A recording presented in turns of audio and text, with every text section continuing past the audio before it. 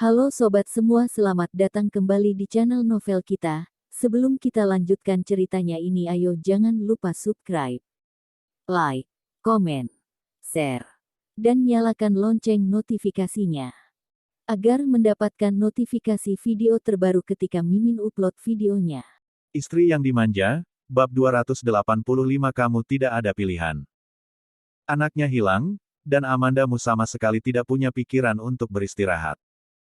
Selain itu, dia sangat yakin bahwa Ricky mau mengambil anak itu. Dia tidak memiliki musuh di Sydney, dan orang-orang di sekitarnya semuanya adalah Ricky Mo. Tidak seorang pun kecuali Ricky Mo yang dapat membawa anak-anak pergi ketika dia baru saja melahirkan. Baru saja terakhir tenggelam dalam kegembiraan menjadi seorang ibu, dan ketika bangun, menyadari bahwa anak itu telah hilang. Amandamu benar-benar hancur. Ricky Mo, aku mohon, kamu mengembalikan anak itu, dia baru saja lahir, masih begitu kecil.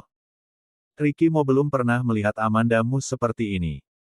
Bahkan jika dia telah banyak ditindas oleh orang-orang keluargamu, dia belum pernah melihatnya menangis. Di matanya yang selalu tenang, ada kilasan panik yang langka. Butuh waktu lama sebelum dia memulihkan suaranya. Amandamu, tenang dan dengarkan aku. Aku tidak, aku hanya ingin anak. Amandamu menggelengkan kepalanya, air mata turun karena hujan. Ricky Mo merasa seperti ada benjolan kapas di tenggorokannya dan tidak bisa mengatakan apa-apa.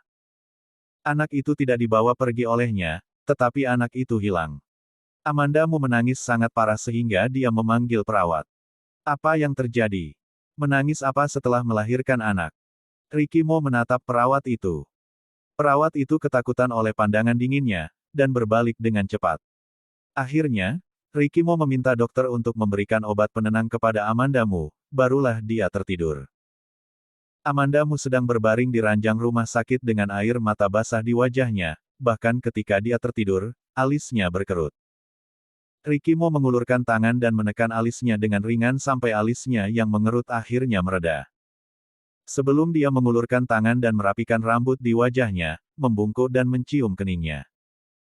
Tanggal melahirkan Amandamu sebenarnya seminggu kemudian, jadi dia menghitung waktu untuk datang lebih awal. Tapi aku tidak menyangka Amandamu akan melahirkan bayi 1 minggu sebelumnya. Tuk-tuk. Ada ketukan di pintu di luar, dua suara lembut dan teratur. Ricky Mo tahu itu Donnie. Dia melirik Amandamu, yang sedang berbaring di tempat tidur, lalu dia bangkit dan berjalan keluar. Amandamu tinggal di kamar VIP dan ada aula kecil di luar. Orang yang masuk memang Donnie. Tidak menunggu Ricky Mo untuk berbicara, Donnie sudah berkata dengan sungguh-sungguh. Aku telah memeriksa anak itu dengan tanda lahir di telapak kaki yang aku katakan sebelumnya. Memang bukan anak kamu dan nona muda. Aku sudah memeriksa semua bayi yang baru lahir di rumah sakit ini hari ini. Tidak menemukan anak kamu dan nona muda. Dalam beberapa kata terakhir, volume Donnie jelas berkurang.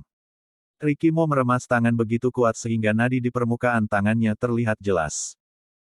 Donnie di samping tidak berani berbicara, dan tidak tahu harus berkata apa. Untuk sesaat, Ricky Mo bertanya dengan suara yang suram. Apa lagi? Donnie melirik Ricky Mo, tetapi masih dengan berani menyatakan tebakannya.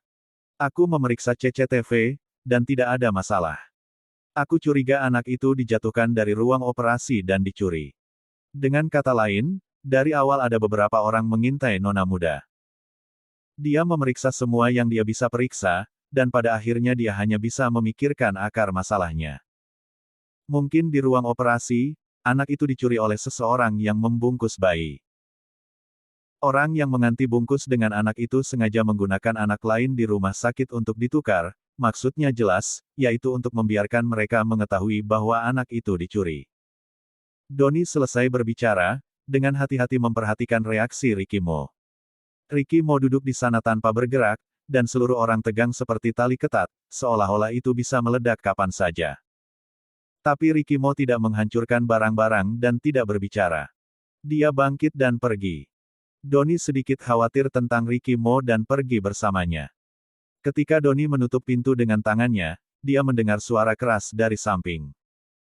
Donnie menoleh dan melihat Ricky Mo meninju keras di dinding, dan darah mengalir dari kulit tangannya. Tapi sepertinya dia tidak merasakan sakit, meninju dinding dengan pukulan. Tuan. Donnie memanggilnya dan mencoba menghentikannya. Tapi di mana dia akan menghentikan Ricky Mo dalam kemarahan, tangannya hanya menyentuh Ricky Mo, dan diusir oleh Ricky Mo. Ricky Mo pernah dilatih, Donnie jatuh dengan keras di tanah, ada rasa sakit yang tidak bisa bergerak, dan dia hanya berbaring di tanah. Selama lebih dari setengah tahun, Ricky Mo bekerja seperti mesin tanpa berhenti. Sebagai asisten khusus untuk Ricky Mo, dia secara alami mengikutinya, tanpa berhenti untuk beristirahat. Awalnya dia mengira Ricky Mo datang ke Sydney kali ini, Ricky Mo dan Amanda Mu akan berdamai, sehingga ia juga dapat memiliki waktu istirahat dan hidup dengan baik. Tanpa diduga, bukan hanya lebih baik, tapi juga lebih buruk. Sampai suatu hari Amanda Mu keluar dari rumah sakit, dia tidak pernah melihat anaknya lagi. Dari kehilangan akal awalnya, Amanda Mu telah sepenuhnya tenang. Di dalam mobil. Tunggu kamu selesai masa pulih 1 bulan, kita akan kembali ke kota J. Suara Ricky Mo memecah kesunyian di mobil. Amanda Mu bersandar di sandaran kursi dengan malas, terlalu malas untuk memandangnya. Ini tujuanmu. Untuk memaksaku kembali ke kota J, lalu membawa anakku. Ricky Mo tidak berbicara. Amanda Mu menoleh dan menatap tatapan Ricky Mo yang menahan amarah. Dia mengait bibirnya dan berkata dengan nada mengejek. Kenapa? Karena aku mengatakan hal dalam pikiranmu lalu kamu marah. Selama lebih dari setengah tahun, temperamen Ricky Mo belum membaik, tetapi kesabarannya meningkat.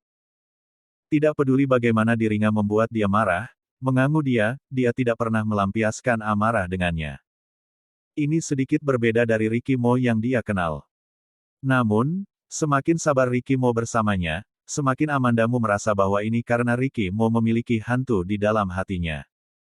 Dia tidak bisa memikirkan orang lain selain Ricky Mo yang ingin mengambil anaknya. Untuk sementara, Ricky Mo berkata tanpa ekspresi. Jika kamu tidak kembali ke kota J, kamu mungkin tidak akan melihat anak itu selamanya. Jika kesalahpahaman seperti itu membuat Amanda Mu rela mengikutinya kembali ke kota J, dia akan terus salah paham seperti ini. Dia bisa melihat bahwa dalam benak Amanda Mu, anak itu lebih penting daripada dirinya. Jika anak tidak diculik, mungkin sekarang mereka sudah berdamai. Bahkan jika itu tidak dapat damai, juga tidak akan menjadi terlalu dingin. Jika Amanda Mu tahu bahwa anak itu diculik oleh orang lain, Ricky Mo dapat yakin bahwa Amanda Mu tidak akan pernah kembali ke kota J bersamanya. Anak itu belum ketemu, tetapi dia harus membawa Amanda Mu kembali. Dia menyesalinya sekarang, dan dia seharusnya tidak membiarkan Amanda Mu melarikan diri sendirian. Nada bicara Ricky Mo terdengar hampir dingin. Amanda Mu menggigil dengan marah. Kamu akhirnya mengaku. Ya, Ricky Mo menoleh untuk menatapnya dengan suara dingin. Kamu tidak punya pilihan selain mengikuti aku kembali ke kota J. Jika tidak, kamu tidak akan pernah melihat anak itu selama hidupmu. Bersambung.